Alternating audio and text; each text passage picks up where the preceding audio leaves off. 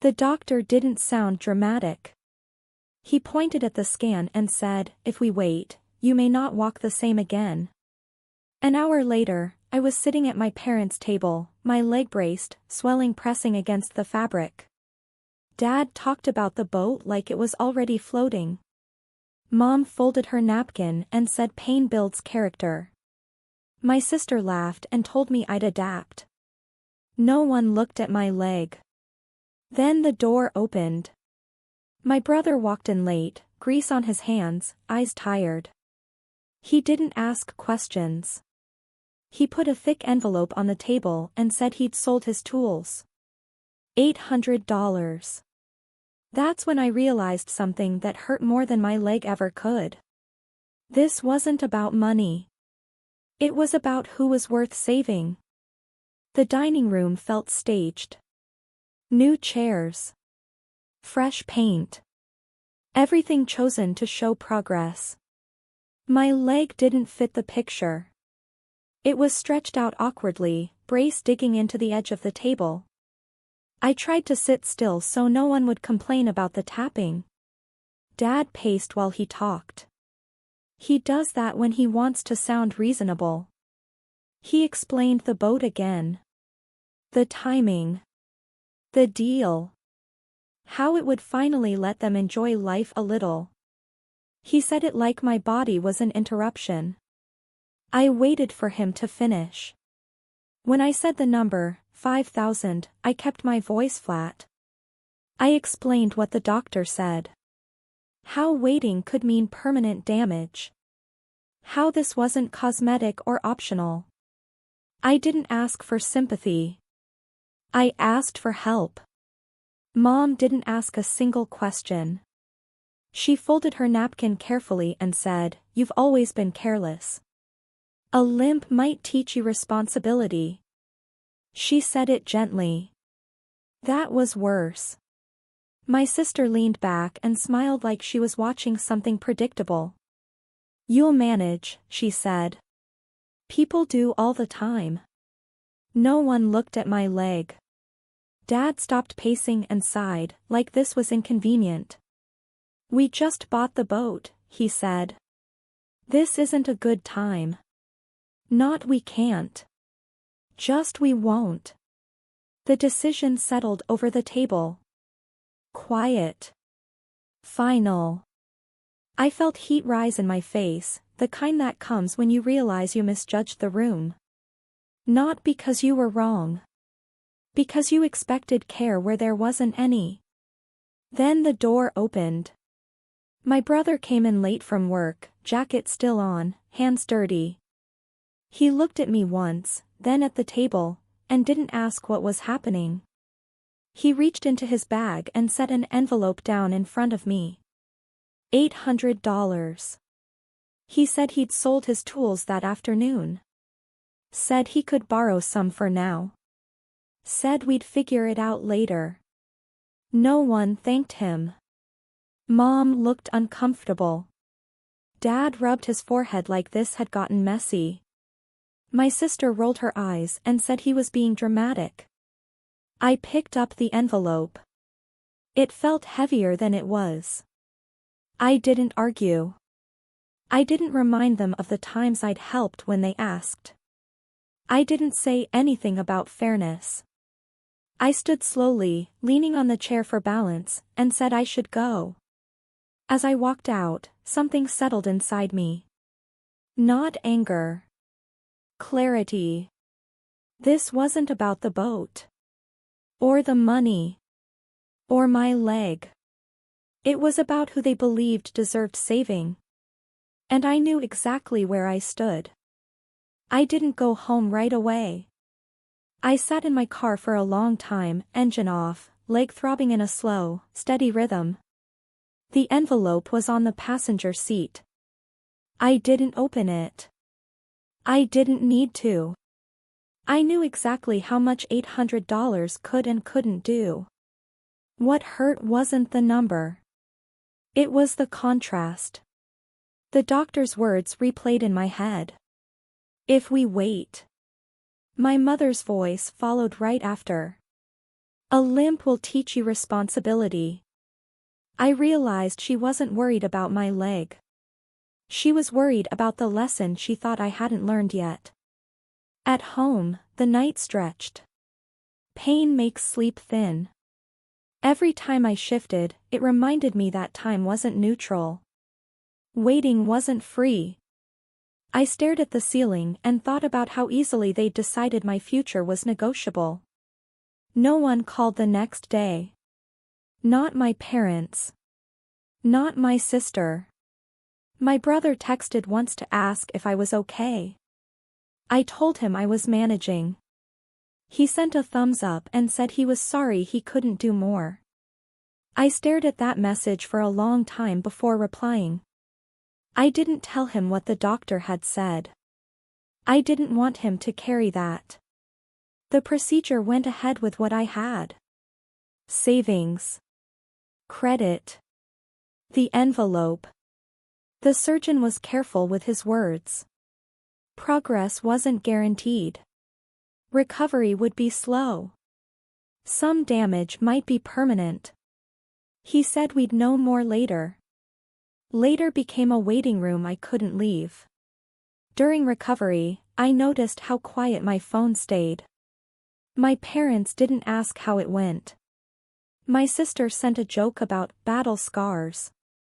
I didn't reply. I wasn't angry. I was tired in a way anger couldn't fix.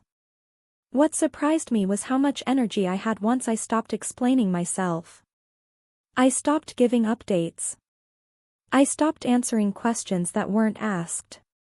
When my dad called about something unrelated, insurance forms for the boat, I said I wasn't up for it. There was a pause. He sounded confused, not concerned. You usually handle this, he said. I can't right now, I replied. That was true. Not because I couldn't read forms. Because I couldn't carry everything anymore. Small things started shifting. Missed deadlines. Mild frustrations. Nothing dramatic. Just friction where there hadn't been any before. I felt it in the way conversations changed, how requests were phrased more carefully. I didn't plan anything. I simply stopped absorbing the impact of their choices. And in that quiet withdrawal, something unexpected happened. They began to notice the space I'd always filled. Type continue for part 3. Healing forced me to slow down. Physical therapy twice a week. Short walks. Long afternoons where progress felt invisible. I learned which movements hurt later, not right away. I learned how patience isn't passive. It's measured. My parents adjusted poorly. They called more often, but not about my leg. About logistics. About problems that used to disappear when I handled them. The boat paperwork was missing something. A payment date slipped. My dad asked if I could just take a look. I said I wasn't sure. That answer unsettled him more than no ever had. My sister tried a different approach. She framed her calls as concern, then slid into favors. Since you're home more, I told her I was focusing on recovery. She laughed and said I was milking it. I let the silence answer. My brother didn't push. He came by once, quietly, with groceries. We didn't talk about the money. We talked about nothing important. That mattered. Weeks passed. Then months. The doctor confirmed what I'd suspected. Some damage was permanent. I would walk. I would work. But there would be limits. He said it calmly, like facts don't need drama. I didn't share that update. Around the same time, the boat became a problem. Not catastrophic. Expensive. Repairs. Insurance delays. The kind of slow bleed that requires attention. My parents argued about it on speakerphone once, forgetting I was there. They assumed I'd jump in and fix it. I didn't. That was the plan, if you could call it one. Not revenge. Not punishment. Just refusal to keep cushioning decisions I hadn't made. The envelope from my brother stayed in a drawer. I hadn't paid him back yet. I wanted to. But I also wanted to make sure what came next didn't fall on him. Then the call came that changed everything. My dad asked if I could help him figure out a loan. Short term. Just until things settle. I asked how much. He told me the number. It was more than I'd asked for my leg. I didn't react. I thanked him for explaining and said I couldn't help. The silence on the line stretched. He cleared his throat. He said he understood. He didn't. But something did. I realized then that my brother's $800 wasn't the beginning of what was coming. It was the measure. The fallout wasn't loud. There were no accusations. No dramatic phone calls where someone finally admitted they were wrong. Things simply became harder for them. The loan didn't come through the way my dad hoped. The boat sat longer than planned. Repairs piled up. Insurance dragged its feet. Conversations that once ended with, "We'll ask her," now ended with silence. I stayed where I was. I went to therapy. I learned how to walk without favoring one side too much. I learned which days to rest and which days to push a little. My leg healed as much as it was going to. The limp stayed. Not dramatic. Just enough to remind me every morning what waiting had cost. My parents invited me over once, months later. The boat wasn't mentioned. My leg wasn't mentioned either. We talked about weather and neighbors and nothing important. When I stood to leave, my mom watched me carefully, like she was seeing something she couldn't unsee. She didn't apologize. She didn't need to. The apology would have been too late anyway. My sister stopped calling. Not angrily. Just gradually. The jokes disappeared. So did the favors. That told me everything I needed to know. My brother was the only one who changed in a way that mattered. I paid him back slowly. Quietly. More than the 800. Not because he asked. Because I wanted that part of the story to end cleanly. When I handed him the last envelope, he tried to refuse it. I told him this wasn't about money. It was about respect. He nodded like he understood. We're closer now. Not because of what he gave me. Because of what he didn't ask for in return. As for my parents, we still talk. We still see each other. But the center of gravity has shifted. They don't assume anymore. They don't plan around me.